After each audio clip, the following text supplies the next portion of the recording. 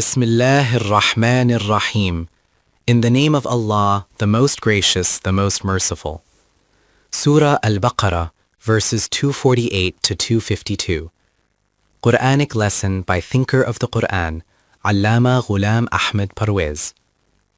My dear ones, today is the 29th of June, 1969, and in the series of Quranic lessons, we will begin from verse 248 of Surah Al-Baqarah, 248. The objection of the nation and the standard of revelation during the battle between Talut and Jalut. The discussion was continuing on how entry into paradise can be attained, and the answer was that for this one must go into the battlefield to obtain the ticket. After that, I had submitted, as is the style of the Quran, that it states a principle and then presents testimony from historical events, because abstract realities can be better understood through tangible evidence. Among the previous nations, the story of Bani Israel is prominently mentioned in the Quran, and one of their incidents is recorded in this context, the confrontation of Talut with Jalut. The first thing that came before us in this was that the nation itself said, when we have to go into the battlefield, appoint for us a commander. But when he was appointed, they objected, saying, he is not the son of a wealthy man. This is that eternal nature, that only the rich are considered worthy of leadership, and from the very beginning it has been assumed that every honor belongs to the rich or the son of the rich. It was said, for the command of the army, selection is being made for you, and you present wealth as the reason for selection. The one we have selected. The one whom we have selected is the one who possesses the qualities of command. وَزَادَهُ بَسْطَةً فِي الْعِلْمِ وَالْجِسْمِ 247. I had submitted earlier that in physique, body, he has abundance in physical strength, and in knowledge as well. And regarding bastatan, I had explained that it does not mean mere abundance. It refers to that abundance which is not confined to one's own self, but which benefits humanity at large. This bastatan is that kind of abundance. So it was said, firstly, personally he has this quality, that he possesses knowledge of the discipline or the position for which he has been chosen. He has physique as well, since he is to be made commander of the army. And then the next thing which makes him a believing soldier is his skill, his capabilities, his knowledge. His powers and energies are not for his own self, but for the welfare of mankind. It was said, tell them, is this the criterion of selection, or is that the criterion of selection, where one who has amassed wealth is made everything?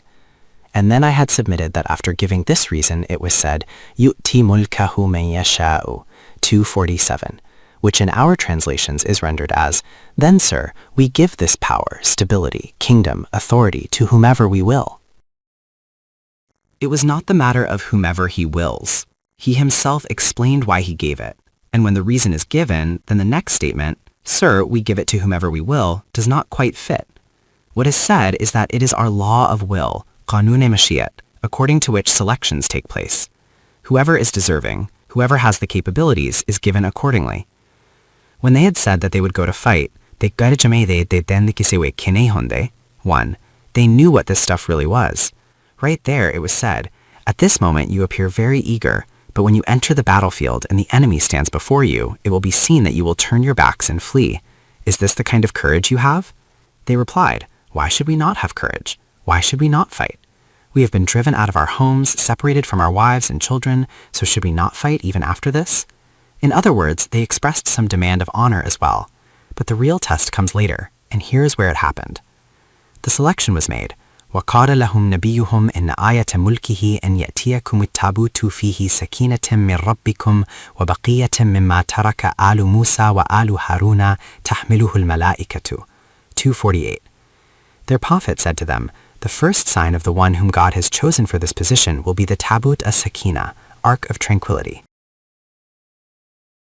Translations of Tabut al-Sakina in our traditions and the account in the Torah. Now here a point arises, that the Tabut al-Sakina, commonly translated, will be brought back, in which are the relics of Musa, Moses, and Harun, and it is carried by angels. This is the translation usually given. In fact, this translation is based on the account in the Torah. In the Torah, it is mentioned that they had a chest overlaid with gold, in which sacred relics were kept. It was preserved, but after some time the enemy seized it, and they were very anxious and distressed about its return. And it was said that the first sign would be that this chest would be brought back. Then it was said that the chest was carried by angels, and they returned it. This is the account in the Torah. But they did not go into such subtleties. If the angels were carrying it, and it was their chest, then why did they wait for Talut to come, to be appointed commander, for the army to advance, and then for the angels to bring it? Here, the Quran says, it is the tabut in which there is sakina, tranquility. The vastness of the Arabic language, its characteristics, and the method of understanding it. As I have submitted earlier, a fundamental shortcoming has occurred among us. A single word is taken with one meaning, and that meaning is applied everywhere. Whereas those familiar with language know that in every language a word is used in multiple senses, and in Arabic this characteristic is especially vast. The language itself is expansive. From its root, a word has basic meanings, and then, according to usage in different contexts, it carries different meanings. It is not that anyone can assign any meaning they wish. The native speakers had determined meanings, and we must never ignore this fact.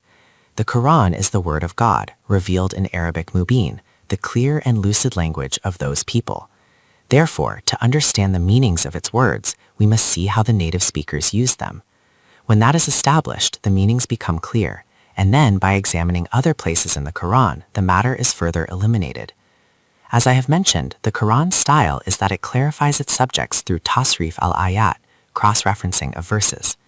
It states something in one place, and in other places it explains, details, provides exceptions, and adds to it.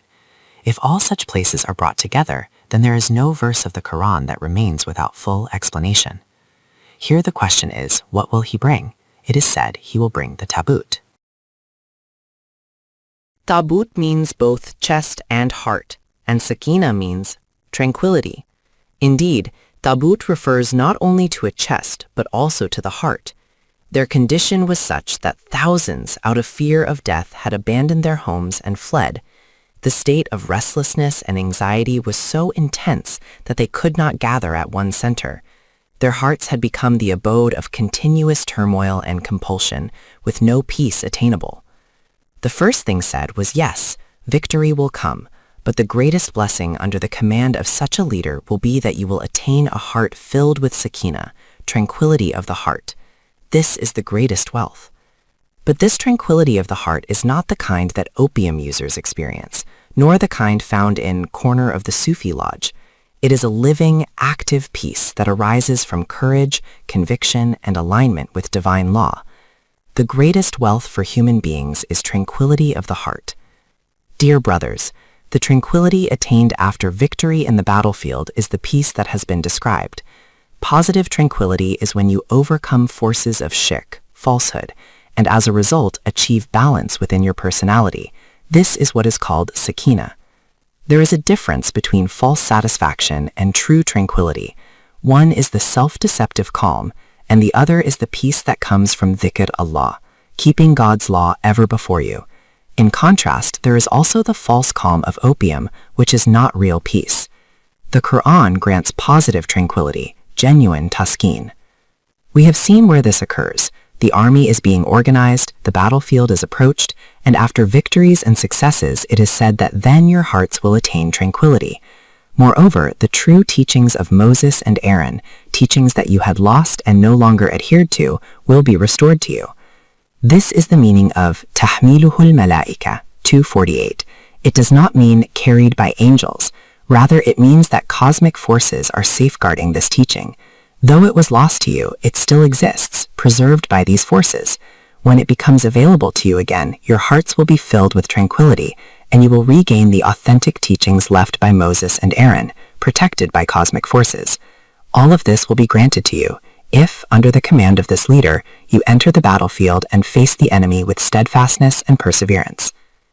Indeed, in this is a great sign for you if you truly believe. Reflect upon it. An ayah is a means of bringing a reality to light. As I had submitted earlier, what we commonly call an ayah is in fact a perceptible symbol of a reality that is not yet directly visible. Fire is a reality. Smoke seen from afar is its ayah. When the fire itself is in front of you, then there is no need for the ayah. An ayah serves as a sign only until the reality itself appears, but it must be such a sign that makes it certain that beneath it the reality exists. This is precisely what the Quran stated at the beginning, yu'minuna bil ghayb. The meaning is not what we commonly assume, that they believe in some unseen abstraction. Rather, these are truths that have not yet become manifest, but they are destined to appear. They believe in them. And what are the reasons for such belief? These are the signs, the indicators, through which one recognizes and knows that behind them lies the reality itself. Faith begins with signs that represent hidden realities. The first stage of faith is that through these signs one attains certainty about realities that are not yet visible. Later comes Aina Yaqeen, certainty through direct vision, when those realities themselves appear before you. It was said, at this moment the sign and indication we are telling you is that these things will be made available to you. Then the Quran continues, فَلَمَّا فَصَلَ طَالُوتُ بِالْجُنُودِ, when Talut set out with the troops.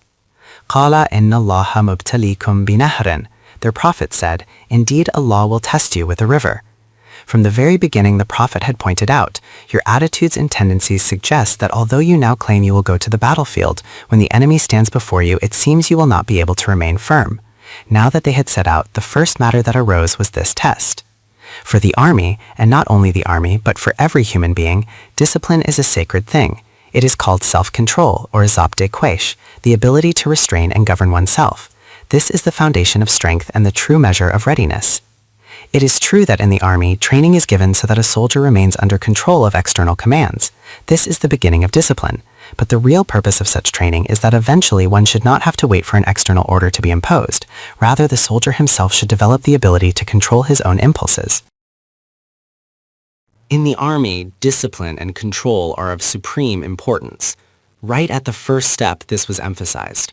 As they marched forward, likely in the heat of summer, with thirst pressing upon them, they came across a river. Now, it is natural, when thirst is intense and water is in sight, one's instinct is to rush toward it. Animals like sheep and goats, when thirsty, do not wait. They run indisciplined toward water. At that moment, an external voice of the shepherd restrains them. For human beings, the situation is different. When such a moment arises, they are given a rule or law, and according to that, they restrain themselves. In the army, discipline appears at every step. It was already instructed, you must march in this manner. It is not permitted that when a river appears on the way and thirst presses upon you, you rush toward it and begin drinking water. Even though thirst is intense and water is present, the command is given, do not drink. You know well that in the army such situations arise repeatedly. Thirst is air, water is flowing before them, but the demands of military strategy require that at that moment they must not go toward the water, but restrain their thirst. There are countless such demands that must be curbed under discipline. And where is this training imparted? It begins with these very tests, moments when instinct calls one way, but law and discipline demand another. This is how soldiers are trained to master themselves, so that eventually they do not rely on external orders, but develop the strength to control their own impulses. Fasting as training for discipline. I had submitted earlier that the Quran says, Kutiba alaykumus siyamu, fasting has been prescribed for you, and Kutiba alaykumul kitalu, fighting has been prescribed for you. The wording in both cases is the same. Fasting is obligatory, fighting is obligatory. What is the connection between the two? The connection is now clear.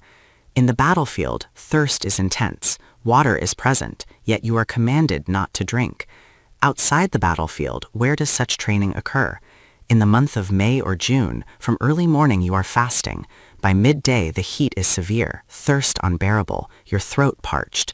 You sit alone in a room, before you a jug of cold water, no one watching. What harm would there be in drinking a glass of water? Yet you refrain. This is the very discipline required in battle being taught here. The severity of the season, the intensity of thirst, the presence of water, and no commander standing over you, yet you impose discipline upon yourself.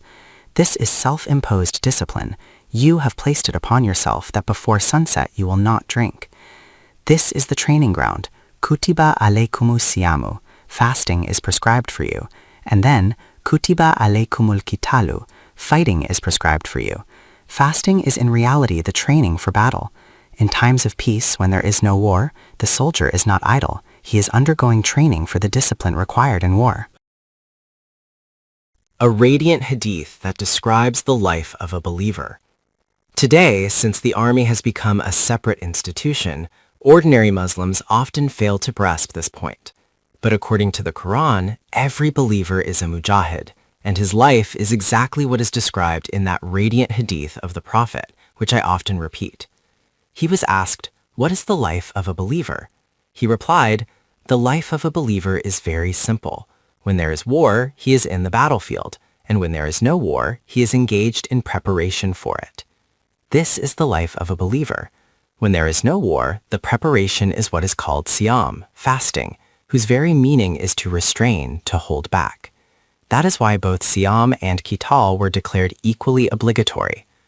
But later, dualism entered our religion, dividing between worldly affairs and religious duties.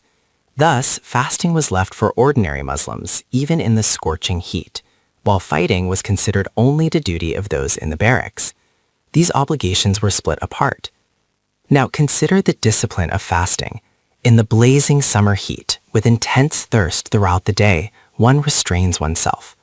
The demonstration of this discipline was meant for the battlefield, but since many never went there, its demonstration is seen at the time of Asr. As I have often said, in the summer afternoons, a fasting person himself says, "Do not ask me for anything at this time. I am fasting." He is right. He has learned only that water must not be drunk, but he did not learn the deeper lesson. The issue was not water. The real issue was self-control. Fasting is not about water, but about self-control and discipline. My dear ones, in the state of fasting, the real issue is not simply refraining from drinking water. It is about zabt nafs, self-restraint, discipline, and testing oneself. The first test of discipline came when I encountered a river on the way, with thirst at its peak, and the command was given, "Do not drink." The Quran says, "Qala inna Allaha mubtalikum binaharin." Now, the translation commonly given in our tradition is, "Allah is testing you." This wording has led to misunderstandings. In Urdu, to test, azmana, is used only when there is uncertainty about someone and one wants to see how they will act in a given situation. For example, if a friend is asked for 10,000 rupees and he refuses despite having it, one might say, "I was testing him to see how true his claim of friendship was." But Allah, who is Alim al-Ghaib wal-Shahada, knower of the unseen and the seen, who knows the secrets of hearts and even the treachery of eyes, cannot be described as testing in this human sense. Testing belongs to those who lack knowledge of the other's reality. When we first acquire something, we say, "Test it to see if it fails at the crucial moment." Once it is proven reliable, there is no need to test it again. Thus, attributing testing in this sense to Allah is incorrect. The meaning here is not that Allah tests due to lack of knowledge, but rather that He places human beings in situations where their discipline and self-control are exercised and demonstrated. This is the training ground for the believer. The Quranic meaning of ibtila is providing opportunities. In Arabic, the word ibtila does not mean testing in the sense of doubting someone's ability. Its meaning is to turn aside, to provide opportunities. Opportunities for what? For a person to examine himself, to see how much strength and discipline he truly possesses. God does not test in the human sense. He provides circumstances in which man can test himself. These opportunities are essential. Otherwise, a person remains in self-deception, imagining I can do this, I can endure that, I have such abilities. But when the occasion arises, only then does he discover how much transformation he has achieved within himself, how many of his capacities have awakened. This is what ibtila means, to provide situations, to open new aspects, to present opportunities. Now, as they were going to the battlefield where great hardships and difficulties awaited them, the first opportunity was given to see how much self-control they had. Intense thirst, water flowing before them, yet the command was, "Do not drink." This is ibtila, not God testing, but God providing the chance for them to test themselves. "Faman shariba minhu falaysa minni." Whoever drinks from it is not of me. How profound this is. It shows that discipline and self-control are the very foundation of belonging to the community of the faithful. Debate on belief, but not on action. The matter seems small. Whoever drank the water, and you know how severe the consequence was described, he is not my soldier, he is not of us. In our society, debates are always about beliefs, whose creed is correct, whose doctrine is pure, but never about actions. Whose deeds measure up to the scale, whose conduct meets the standard. This is never discussed. All the verdicts of disbelief, takfir, you hear, are about incorrect beliefs. Yet here, the Quran's discussion is entirely about action. A river appears, thirst is intense. The command is, do not drink. Whoever drinks from it is not of us. One might say it was a small matter, but it was not small. Within it lies a profound truth. Whoever cannot restrain himself, whoever lacks self-control, is not one of us. The Quran declares, he is not mine. This is an extraordinary statement. He is not mine.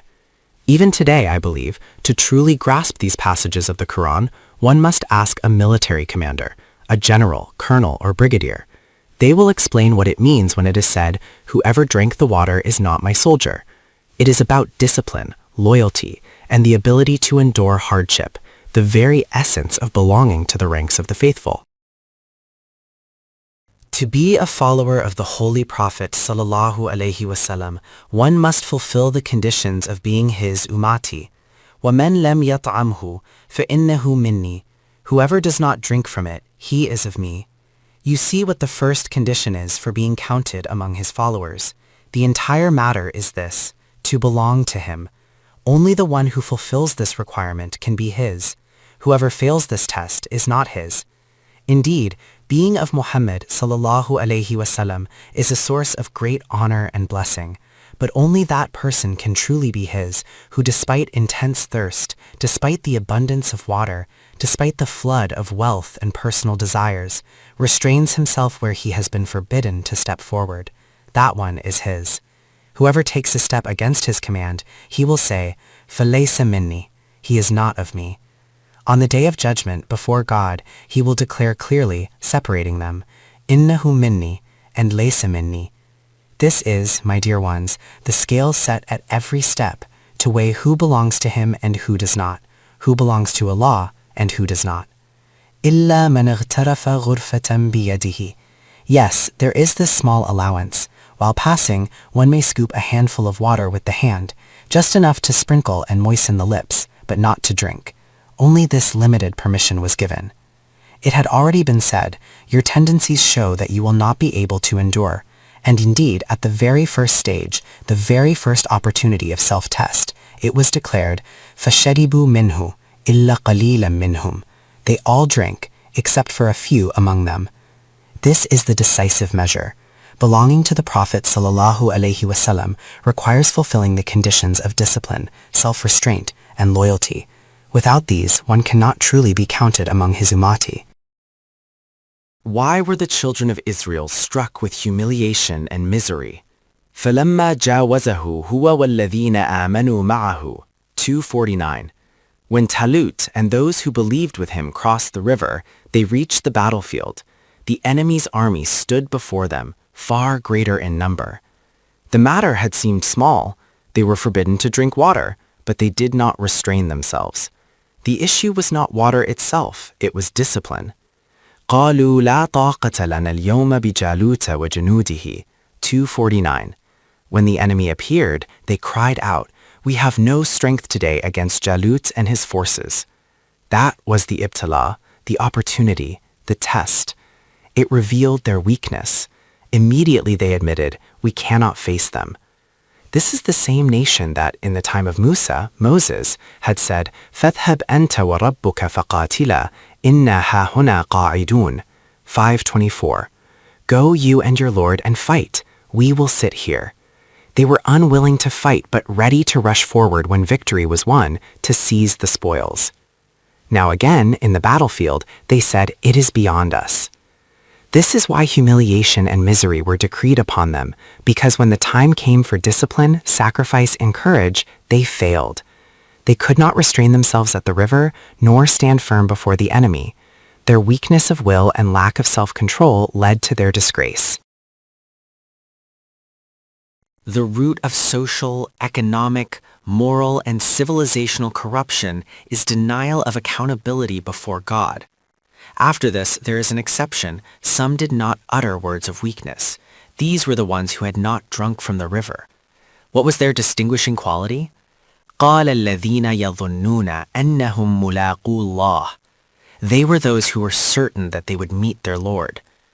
This is the true standard, the foundation of proper training for nations. The corruption of society, economy, morality, and civilization arises because people lack faith and certainty that they will be held accountable for their actions. This is what the Quran calls meeting God. Otherwise, God himself says, وَهُوَ مَعَكُمْ أَيْنَمَا كُنْتُمْ. He is with you wherever you are. So it is not about a physical meeting somewhere else. The Quran uses the familiar idiom, one day I will face him. What will I say then? It means accountability. Those who were conscious of their responsibility said, even if the enemy is greater in number, what of it? كَم مِّن فِئَةٍ قَلِيلَةٍ غَلَبَتْ فِئَةً كَثِيرَةً بِإِذْنِ اللَّهِ. How many small groups have overcome large armies by God's leave? Numbers are not the true measure. Those who meet the standard of discipline and responsibility are always few, but they prevail over the many. The martyrs of Badr, who made the truths of the Quran a living reality. The first demonstration in our history was in the battlefield of Badr. This was the fulfillment of the Quranic promise. Each one among them would prevail over 100. Indeed, numbers are a factor, but in battle, numbers alone are not the determining factor. The decisive element is the inner tranquility of the heart, the strength of character, and the qualities that make an army superior to its opponents. كَم مِّن فِئَةٍ قَلِيلَةٍ غَلَبَتْ فِئَةٍ كَثِيرَةٍ. How many small groups have overcome large hosts by the leave of Allah? History bears witness. Small bands of believers, through their discipline, conviction, and courage, achieved victory over far larger forces. The martyrs of Badr stand as living proof of these Quranic truths. The root misunderstanding, بِإِذْنِ and man yasha, غَلَبَتْ فِئَةً كَثِيرَةً بِإِذْنِ 249. Small groups overcame large hosts by the leave of Allah. The common translation in our tradition renders this as, by God's command, small groups prevailed. This creates the impression that the smaller group had no role of its own, no discipline, no effort, no courage. Victory is then seen as conditional only upon God issuing a special order. If he commands, they succeed. If he does not, they fail. Responsibility is shifted away from human beings. This mindset leads to excuses. People enter the battlefield casually, without preparation, and if they lose, they say, it was not God's command, what could we do? Earlier, the term man yasha was discussed. In Urdu idiom, it is often taken to mean whomever he wills, he does it for. This interpretation has caused immense damage. It is understood as arbitrary divine favoritism, stripping human beings of responsibility. In this context, the phrase bi'idhnillah means it happens according to Allah's law, but in our translations it was rendered as by God's command. This gave rise to the idea that whenever something does not happen, you are not responsible, because it was simply God's will. If his command had been there, we would have succeeded. Since it was not, we failed. This is exactly what I mentioned earlier. Such translations have devastated us. They destroyed us, or rather we were destroyed under a scheme that deliberately introduced these kinds of beliefs into our thought. The result was fatalism. If it is destined, it will happen. If not, what can we do? It was God's will. And you know well how this plays out. Whenever there is failure, people say it was Allah's will, but when there is success, all the credit is taken by human beings themselves. If a patient recovers, they say it was the doctor's skill, the medicine, the effort, but if the patient dies, they say it was Allah's will. If a daughter is born, they say Allah's will. If someone dies, again, Allah's will. But if something good happens, then it is attributed to human effort. Without changing false concepts, the greatness of the Quran cannot be understood. In this matter, understanding God's command is essential. I had submitted that regarding these passages of the Quran, you must reconstruct these concepts. You must determine their meaning according to the Quran. Without determining their true meaning, you can never arrive at the correct teaching of the Quran. Now see, Here comes bi'idhnillah. Its basic meaning is related to the ear. From this, as is the Arabic rule, it extends further. At times it means whispering something into someone's ear. At times it means listening to someone's words. From this comes permission, knowledge, and will. Knowledge that is tied to intention. This is what I had referred to as mashiyat, will. What is this? Its translation is not God's command. I had explained that although command is also related, if a command is such that it is always the same, it becomes a law. For example, God commanded that fire will produce heat. After that, he did not change this command. وَلَن تَجِيدَ لِسُنَّةِ اللَّهِ تَبْدِيلًا. You will never find any change in the law of Allah. Once fire was commanded to produce heat, it never changed. When a command becomes immutable, it is called a law. This is the very definition I often repeat. If this happens, then the result will be this. Always, it will always be so. This is the definition of law. The matter of if and then is this. Call it God's command, his will, his intention, his power. In this, he is bound to none. He himself made the decision. For example, he decided that fire will produce heat. He did not consult anyone, nor did he need advice. The Quran says, يَفْعَلُ مَا يُرِيدُ. He does what he wills. It is his plan, and according to it, he made this decision. He commanded fire to produce heat. After that, he never changed this command. Always. And when a command is immutable, unchanging, and permanent, it is called a law. A glimpse of human experience in this context. The meaning of ibn is also this, in accordance with the law of God. See how the Quran clarifies matters through tasrif al-ayat, explaining by repetition and variation. We observed this through experience. In our fields, earlier the yield was at most 10 mounds, 15 mounds, 20 mounds, with great effort perhaps 25 mounds of wheat, and that too rarely. Then we studied further the law of God, how production happens, how it increases, how it flourishes. Everything is according to rules and laws. We did not know these laws. Some nations acquired knowledge of them. We learned from them, imported good seed, brought fertilizers. According to the law God had established for increasing production, we gained knowledge of that system. Now yields of 100, even 150 mounds per acre are being achieved. This is the reality before us. Now listen to what the Quran says. The Quran's beautiful style in affirming the certainty of law. It is said, وَهُوَ الَّذِي يُرْسِلُ الرِّيَاحَ بُشْرًا بَيْنَ يَدَيْ رَحْمَتِهِ حتى إذا أقلت سحابا ثقالا سقناه لبلد ميت فأنزلنا به الماء فأخرجنا به من كل الثمرات كذلك نخرج الموتى لعلكم تذكرون. 757. This is God who first sends cool winds. From the earth vegetation appears, crops grow, and various harvests come forth. Then it is said, وَالْبَلَدُ الطَّيِّبُ يَخْرُجُ نَبَاتُهُ بِإِذْنِ رَبِّهِ. 758. That land which you have prepared in such a way that it possesses the capacity to produce crops, and great capacity. From it, بِإِذْنِ رَبِّهِ, abundant harvests emerge. Here the word idhn appears, signifying the law of God operating with certainty and consistency.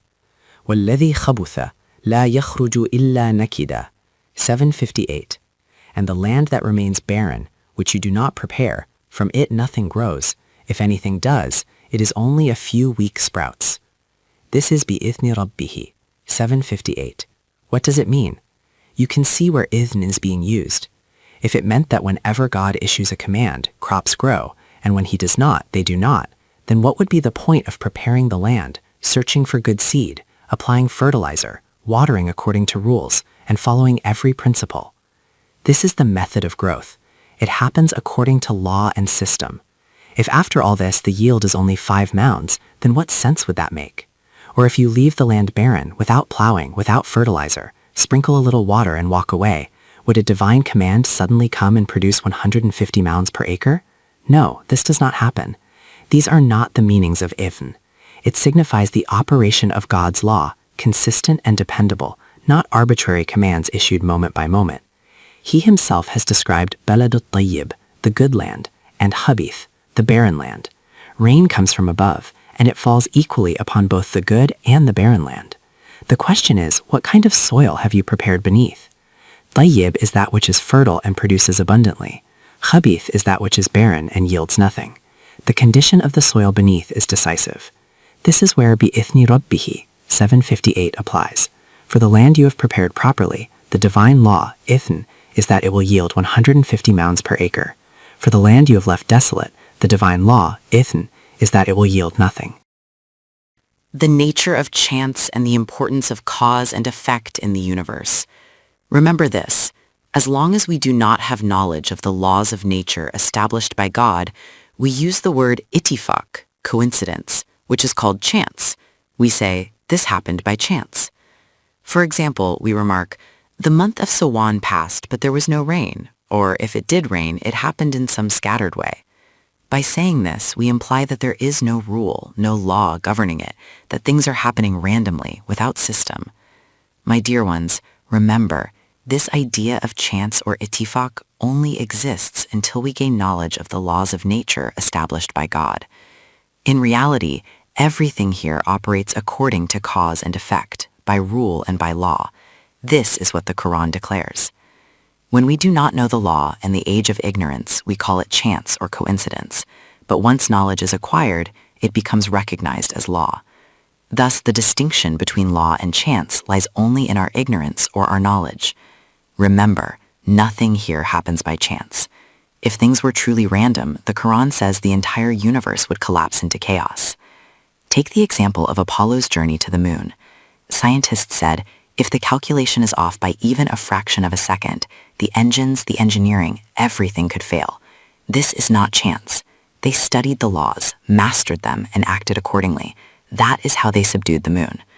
Similarly, regarding rainfall, people used to say it happens by coincidence, but in truth, it follows laws. A nation that does not acquire knowledge of these laws remains helpless and powerless. All the forces of the universe submit to man. Only knowledge is required. When Adam acquired knowledge of things, the angels prostrated before him. The Quran says this, not I. وَعَلَّمَ آدَمَ الْأَسْمَاءَ كُلَّهَا, 231, when he was taught the names of all things. Before this, the angels had mocked, saying, what is this creation? Then it was shown, when Adam gained knowledge of things, the angels bowed. Notice the word kullaha, all of them. There is nothing in the universe whose law man does not have the capacity to learn. It is up to his own effort and struggle how much knowledge he acquires. Without knowledge, smallpox was seen as the wrath of Mata Devi. With knowledge, before it even appears, a single injection prevents it. Billions of germs that cause it are destroyed by one vaccine. This is bi'idhnillah, meaning according to the law of Allah. The same applies to rainfall, once thought to be mere coincidence, but in reality governed by laws that can be studied and mastered. Our country is like a thrift market because we have not mastered the knowledge to subdue universal forces. Now that knowledge is advancing, in our land the situation remains the same. We still look up to the sky with longing eyes, praying, "O Allah, send us just a small cloud." But those who have acquired knowledge, in places like Canada, can place an order on demand for rain. They decide, on such and such day, we need this much rainfall. If clouds appear at the wrong time, they redirect them. Not here, send them where they are needed. At present, this may sound astonishing. Some may even issue verdicts of disbelief, saying, how can humans control what belongs to Allah? Yet tomorrow, when this knowledge becomes old in those lands and eventually reaches us, it will be considered new here. This is our reality. Our whole country is like a thrift market. Any concept, rule, law, theory, or belief that becomes outdated elsewhere is discarded like an old coat, and then it arrives here. Afterward, we wear it proudly, strutting as if it were new, though it is borrowed. Thus, our personalities are built from head to toe out of second-hand ideas. These borrowed ideas will eventually reach us too, and then we will begin saying, yes, we can now demand rainfall whenever needed. But reflect, what does the Quran say about this? أَلَمْ تَرَ أَنَّ اللَّهَ سَخَّرَ لَكُم مَا فِي الْأَرْضِ وَالْفُلْكَ تَجْرِي فِي الْبَحْرِ. Have you not seen that Allah has subjected to you whatever is in the earth, and the ships that sail through the sea? O people who consider yourselves helpless and powerless, ponder this. He has bound everything in the heavens and the earth with chains of law. Sahara lakum, subdued for you. وَيُمْسِكِ السَّمَاءَ أَن تَقَعَ عَلَى الْأَرْضِ إِلَّا بِإِذْنِهِ. And he holds the sky so that it does not fall upon the earth except by his law, idhn. See where idhn appears? It signifies that the clouds are restrained and released according to divine law, not randomly, not by arbitrary command, but by the immutable system he has established. As long as we did not know the laws of meteorology, we interpreted idhn to mean when God commands, rain falls. When he does not, it does not. But those who reflected upon sakhara lakum and pondered the Quranic phrase alam tara, have you not considered, realized its true meaning.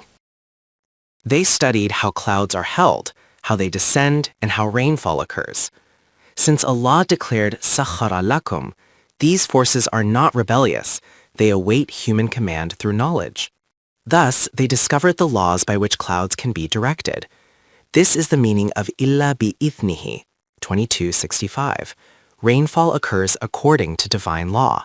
Inna Allaha bin-nasi la-ra'ufur rahim, 2265.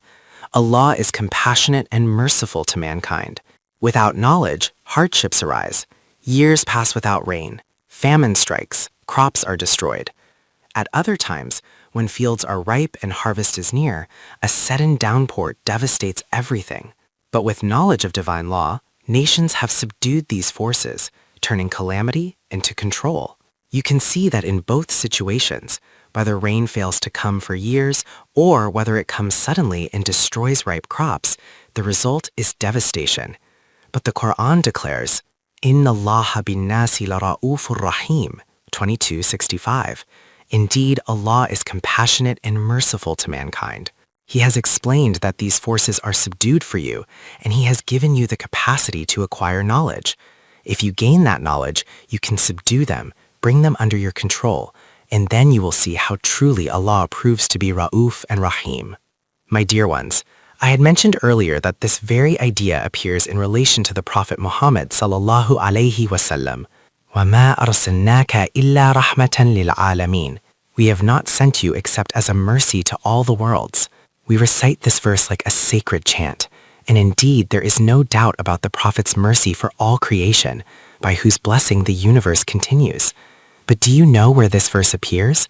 It comes precisely in the context where Allah said, "We have established laws for all things, laws that never change."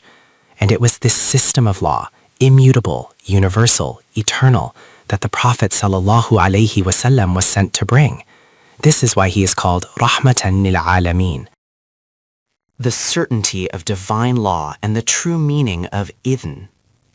If this law did not exist, the entire heavens and earth would collapse into chaos. My dear brothers, if everything were merely accidental, by chance, destruction would be inevitable. His mercy lies in the fact that everything here is subdued for you, and within you He has placed the capacity to acquire the knowledge of this subjugation. Through knowledge, you can harness these forces. The very first to demonstrate this was the exalted Messenger sallallahu alaihi wasallam, who became Rahmatan lil Alameen. Here the Quran declares, Inna Allaha bin-nasi la-ra'ufun rahim, 2265. Notice the emphasis. Inna comes first, then la, showing how absolutely certain this truth is. But in our perception, as I mentioned earlier, God's power and His being Qadir Mutlaq, all-powerful, is only remembered when calamity strikes, when we are helpless.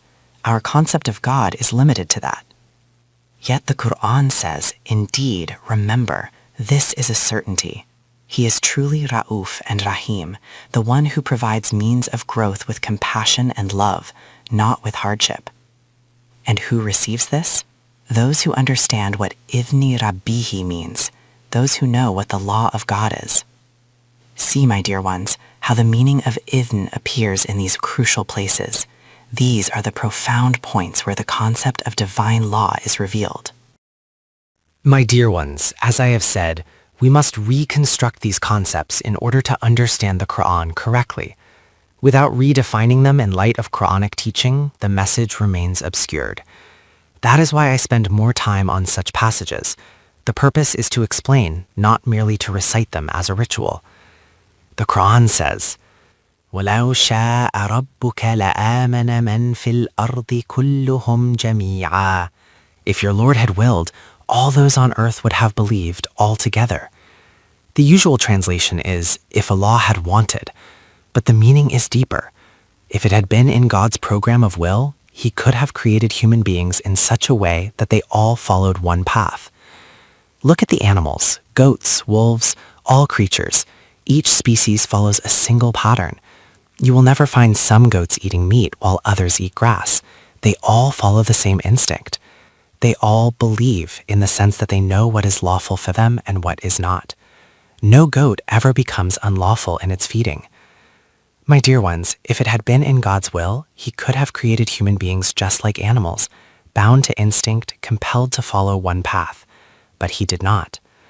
The Prophet said, أَفَأَنْتَ تُكْرِهُ النَّاسَ حَتَّى يَكُونُوا مُؤْمِنِينَ. Will you then compel people so that they become believers?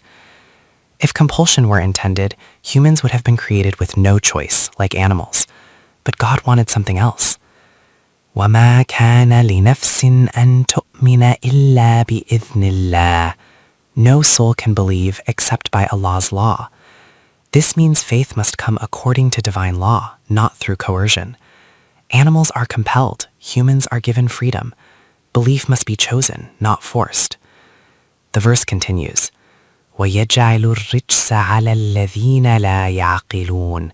And He places uncleanness upon those who do not use reason.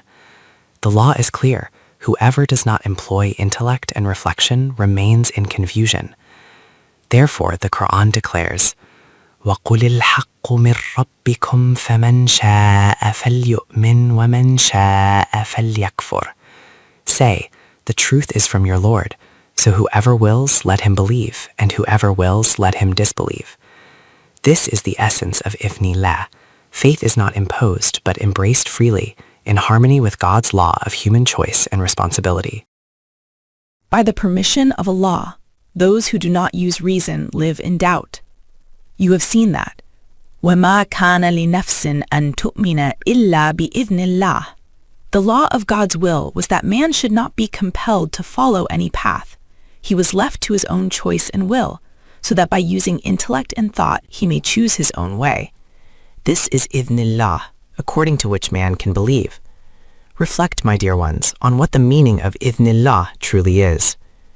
Another very important verse that we often recite in daily life is, مَا أَصَابَ مِن مُصِيبَةٍ إِلَّا بِإِذْنِ. No calamity can befall except by Allah's law. When calamity strikes, we immediately say, it is Allah's will, and we point to this verse. See, the Quran says no calamity can come except by Allah's command. First, the matter is clarified here, but to understand it better, let us look at another verse. مَا أَصَابَ مِن مُصِيبَةٍ إِلَّا بِإِذْنِ. No calamity comes except by Allah's command. Generally, this is translated as, no calamity comes except by Allah's command. But compare this with another verse. وَمَا أَصَابَكُم مِّن مُصِيبَةٍ. No calamity befalls you. And what follows? فَبِمَا كَسَبَتْ أَيْدِيكُمْ. It is because of what your own hands have earned. The words are the same, but the explanation is given. My dear ones, the Quran's method of understanding is tasrif ayat, clarifying one verse by another. Thus, we understand the meaning of bi'idhnillah. God's law is that if you bring calamities upon yourselves through your own actions, then they will come. By the permission of Allah, divine law clarifies benefit and loss. Now let us return to the first verse, 64:11. It says, مَا أَصَابَ مِن مُصِيبَةٍ إِلَّا بِإِذْنِ اللَّهِ. This is according to His law. How does it work? وَمَنْ يُؤْمِن بِاللَّهِ يَهْدِ قَلْبَهُ. Whoever believes in Allah, meaning whoever accepts the truth of His laws, his heart is guided. Such a person gains insight to recognize what leads to harm and what leads to benefit. He learns to abandon what is damaging and to adopt what is beneficial. يَهْدِ قَلْبَهُ. His heart is guided. Whoever acquires knowledge of God's law and believes in its truth receives guidance in every situation. He can discern which path to take and which to leave. But those who do not do this choose the wrong path, and the calamity that comes is the one brought by their own hands. This is the calamity that occurs. This is bi-ithnillah, 10:100. Reflect, my dear ones, on how important it is to understand Quranic terminology and concepts directly from the Quran itself, so that their meanings and implications are properly determined. You know what happened in the Battle of Uhud. The believers had initially won the field. Victory was theirs. At one mountain pass, the commander had stationed a group of archers with strict instructions. Do not move from here. This is the dangerous position. Whatever happens, you must not leave this spot. Victory came. The enemy fled. In those times, people rushed to seize the spoils of war. When the archers saw others collecting the booty, they thought, if we remain here, we will miss out. So they abandoned their post and ran down. The pass was left empty. Immediately, Khalid ibn al-Walid attacked from behind. Victory turned into a crushing defeat, so severe that the Prophet himself was gravely injured and barely survived. The Quran mentions this, explaining why defeat occurred. وَمَا أَصَابَكُمْ يَوْمَ الْتَقَى الْجَمْعَانِ بِإِذْنِ اللَّهِ. What befell you on the day the two armies met was by the law of Allah. This was not chance. It was the consequence of disobeying the command to remain at the pass. The law was clear. If you abandon discipline, defeat will follow. Thus, bi-idhnillahi here means according to God's law, the law that governs cause and effect. Victory was yours, but when you left the position, defeat came. This is the meaning of idhnillahi. Clearing centuries-old misconceptions through Quranic law. My dear ones, as I have said, removing misconceptions that have entangled minds for centuries is not easy. That is why the Quran's verses must be listened to with depth, clarity, and sincerity. Only then does the truth become evident. Now let us turn to the verse of the lesson. كَمْ مِنْ فِئَةٍ قَلِيلَةٍ غَلَبَتْ فِئَةً كَثِيرَةً بِإِذْنِ اللَّهِ. How many small groups have overcome large groups by the permission of Allah? This is the law. Even small communities, when they act with discipline and knowledge, can prevail over much larger forces. And the verse continues, وَاللَّهُ مَعَ الصَّابِرِينَ. Allah is with those who show steadfastness. The matter was clear right here. Victory is not about numbers, but about aligning with divine law and showing perseverance. Yet, when the mind is filled with centuries-old idols of thought, the truth struggles to enter. As the poet said, Tere damach me butkhana ho to kya kahiye. If your mind itself is a temple of idols, what more can be said? The true meaning of sabr, patience, and its historical context. Wallah ma'as sabirin, 249. Allah is with those who show patience. Here lies another difficulty. In our common understanding, sabr means helpless endurance, like the old woman with no one to support her, saying, "This is my patience." It reflects a state of utter powerlessness, where no plan or effort remains. But the Quran's concept of sabr is entirely different.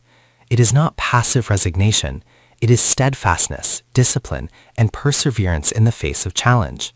It is the strength to remain firm on principles, to continue the struggle, and endure hardship without abandoning the path.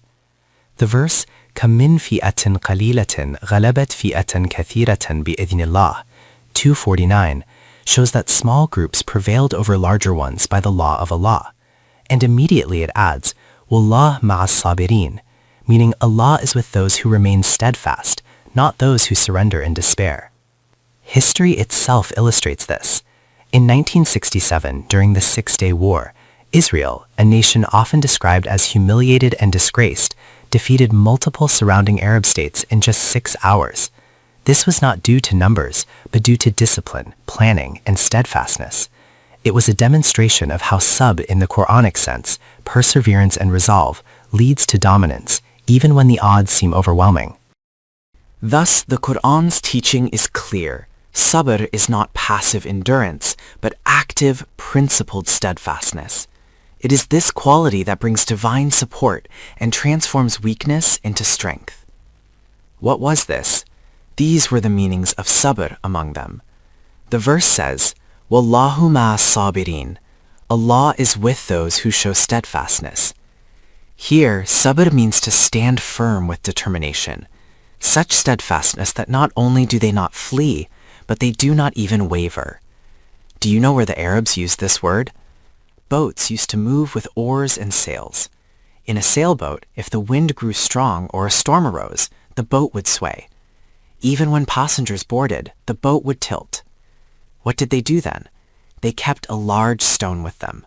When the boat tilted, they placed the stone on the opposite side to balance it so that it would not sway. This stone, which gave balance to the boat, was called sabura, meaning the one that gives sabr, steadfastness, to the boat. Running away from the battlefield is one thing, my dear ones, but even a slight wavering is significant. Among them, there was not even the slightest slip. As I said, not even a little swaying. This is a balanced personality, that even when the greatest calamity comes from the front, there is no fleeing, no wavering, not even the smallest tilt. This is the meaning of Wallahu ma sabirin. Allah is with those who show steadfastness. This is bi'ithnillahi, through which such strength is attained. And the matter becomes clear when the Quran says, وَلَمَّا بَرَزُوا لِجَالُوتَ وَجُنُودِهِ, and when they came forth against Goliath and his troops. Those who possessed this kind of steadfastness knew that Wallahu ma sabirin, Allah is with those who remain firm. The practical meaning of Allah being with his servants, as told by the governor of Persia. My dear ones, even the idea of Allah being with his people is something we often fail to grasp. How does it happen in practice? Listen. Hormuzan, the governor of Persia, Iran, was defeated and brought as a prisoner to Medina. Remember, the condition of the Persian Empire was such that they did not even consider Arabs worthy opponents. They would not fight wars against them, saying, "How can we wage war against such a disgraceful nation?" To them, peace with Arabs was out of the question, but even enmity was beneath their dignity. They regarded the Arabs as the most humiliated of peoples. The Persian Empire, with thousands of years of civilization, was one of the two great powers of the time, Rome and Persia, just as today one might speak of Russia and America or China. These were the two global blocs. Such a vast empire with such a long history collapsed in its very first encounter with the small Arab forces. Not only was the empire destroyed, but its civilization itself was uprooted. When Hormuzan, the governor of Persia, was brought as a prisoner to Medina, Caliph Omar, 581 to 644, asked him, "Your condition was such that you never even considered fighting the Arabs, regarding it as beneath your dignity. Defeat was unthinkable for you. What happened now that you could not stand anywhere and your entire empire was defeated?" Hormuzan was a perceptive man. He understood what had happened. His words have been preserved in history, and they became for us the explanation of Inna Allahu ma sabirin. He said, "Before this, Persians and Arabs faced each other in battle, and the Arabs had no power to stand against Persia. But now, when we came, we saw that on one side were the Persians, and on the other side were their Arabs and their God. We could fight the Arabs, but how could we fight God?" They knew what it meant for God to be with a people. This was the living, practical meaning of Wallahu ma sabirin, 249. The prayer for steadfastness in the battlefield. This is the meaning of Wallahu ma sabirin. Allah is with those who remain steadfast. When they entered the battlefield, their hearts overflowed with longing, and prayers came spontaneously to their lips. قَالُوا رَبَّنَا أَفْرِغْ عَلَيْنَا صَبْرًا. They said, "Our Lord, pour upon us steadfastness." You see, Allah had already promised to be with them. At such moments, the proof of that promise was their firmness. Their yearning turned into prayer. "O our Sustainer, strengthen our perseverance." This was not left to them alone. The Quran itself gave words to their longing. What is the sabr they asked for? وَثَبِّتْ أَقْدَامَنَا. Make our feet firm. That is, grant us stability, unwavering resolve, and balance. And further, وَانْصُرْنَا عَلَى الْقَوْمِ الْكَافِرِينَ. Grant us victory over the people who deny these laws. This was discipline, even in the intensity of thirst, not drinking a drop of water. Steadfastness, not fearing the enemy's numbers. Courage, standing firm without retreat. These qualities rose from their hearts and became prayer on their tongues. Here the matter becomes clear. It is not a mechanical effect of merely hearing an external command. Rather, it is when the longing arises from within your own heart, Grant us steadfastness. Make us firm. Do not let us abandon the field. This is the meaning of وَانْصُرْنَا عَلَى الْقَوْمِ الْكَافِرِينَ. Grant us victory over the people who deny the laws. And the result was فَهَزَمُوهُمْ. They routed them. And further, بِإِذْنِ اللَّهِ. By the permission of Allah. This is the Quran, my dear ones, the book of Allah, authored by none greater. A book so complete that, as the poet said, Tura kashida wa dest as kalam kashid. He drew the line and set aside the pen. Or as another expression goes, Janu kindene kalam dor ke rak dittai. They say the pen itself was broken after this. Bi-ibnillah wa qatala Dawudu Jaluta. By the permission of Allah, David killed Goliath. Every victor does this to the vanquished. Was this mere brutality? God forbid. وَآتَاهُ اللَّهُ الْمُلْكَ. Allah granted him kingship. True, dominion can be given even to conquerors like Hulagu. But the difference was, وَالْحِكْمَةَ. He was granted wisdom, the most precious gift. Along with kingship came wisdom. وَعَلَّمَهُ مِمَّا يَشَاءُ. And Allah taught him what he willed. David alayhi salam was given revelation in wisdom. The Quran itself explains what this wisdom entailed, the crafting of armor, the making of tools and weapons. It is said that iron became pliable in his hands, not as a miracle in the ordinary sense, but as divine teaching of skills and technology. Thus, victory was achieved, the enemy was routed, kingship was granted, and knowledge was bestowed. This was the true distinction, not just power, but wisdom and divine guidance. If Allah did not arrange human defense through humans, no place of worship would remain safe. The Quran clarifies that the purpose of these struggles was not conquest for its own sake, but the preservation of justice and the safeguarding of places where God's name is remembered. وَلَوْلَا دَفْعُ اللَّهِ النَّاسَ بَعْضُهُمْ بِبَعْضٍ لَهُدِّمَتْ صَوَامِعُ وَبِيعُ وَصَلَوَاتٌ وَمَسَاجِدُ. If Allah did not repel some people by means of others, monasteries, churches, synagogues, and mosques, where in the name of Allah is much remembered, would have been destroyed. This verse explains that divine wisdom operates through human effort. When oppressors rise, Allah raises other groups to resist them. Without this balance, corruption and destruction would spread unchecked, and even places of worship would not remain safe. Thus, the Quran teaches that the defense of faith and justice is carried out through disciplined human communities. It is not through miraculous suspension of human will, but through organized resistance aligned with divine law that oppression is defeated and worship is preserved. Now you can see clearly what the purpose of such military struggles was. In verse لَفَسَدَتِ الْأَرْضِ, the Quran explains that without this arrangement, the earth would be filled with corruption. You already know that in Surah Al-Hajj this principle appears again. وَلَوْلَا دَفْعُ اللَّهِ النَّاسَ بَعْضُهُمْ بِبَعْضٍ. If Allah did not repel some people by means of others. And it continues, لَهُدِّمَتْ صَوَامِعُ وَبِيعُ وَصَلَوَاتٌ وَمَسَاجِدُ يُذْكَرُ فِيهَا إِسْمَ اللَّهِ كَثِيرًا. Monasteries, churches, synagogues, and mosques, where in the name of Allah is much remembered, would have been destroyed. This means that if God did not arrange for human defense through human effort, then no place of worship would remain safe. Synagogues of the Jews, churches of the Christians, temples of the Hindus, cells of monks, and your mosques, all would be demolished by tyrants. Therefore, the purpose of preparing a community of fighters was clear.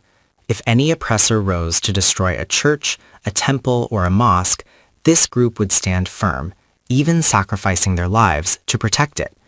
This is the divine law of Daf'ullahin nasa ba'dhum bi ba'd, the defense of humanity through humanity itself.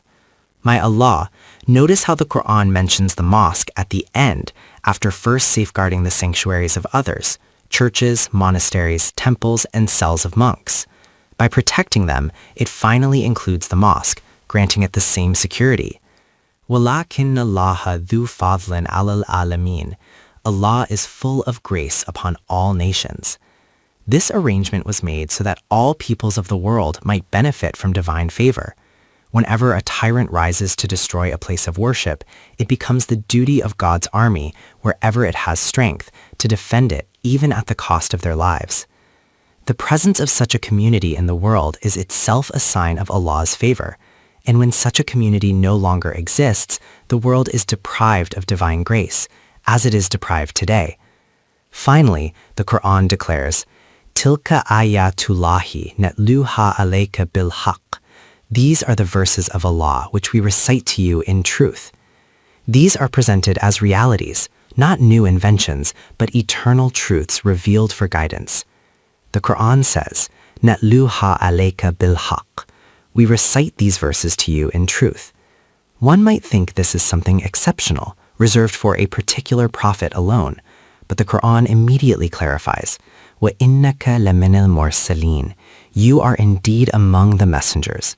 And then, تِلْكَ الرُّسُلُ فَضَّلْنَا بَعْضَهُمْ عَلَى بَعْضٍ. These are the messengers. We have exalted some of them above others. Thus, the chain of messengers continues, and you, O Prophet, are one among them. Some were given distinction over others, but all were part of the same divine mission. My dear ones, time has come to a close. Praise be to Allah. Today, the second part, para, has been completed. For blessing, I have also recited the first words of the third part. We have reached Surah Al-Baqarah up to verse 252, and the second para is now finished. From here onward, we will begin with verse 253. رَبَّنَا تَقَبَّلْ مِنَّا إِنَّكَ أَنْتَ السَّمِيعُ الْعَلِيمُ.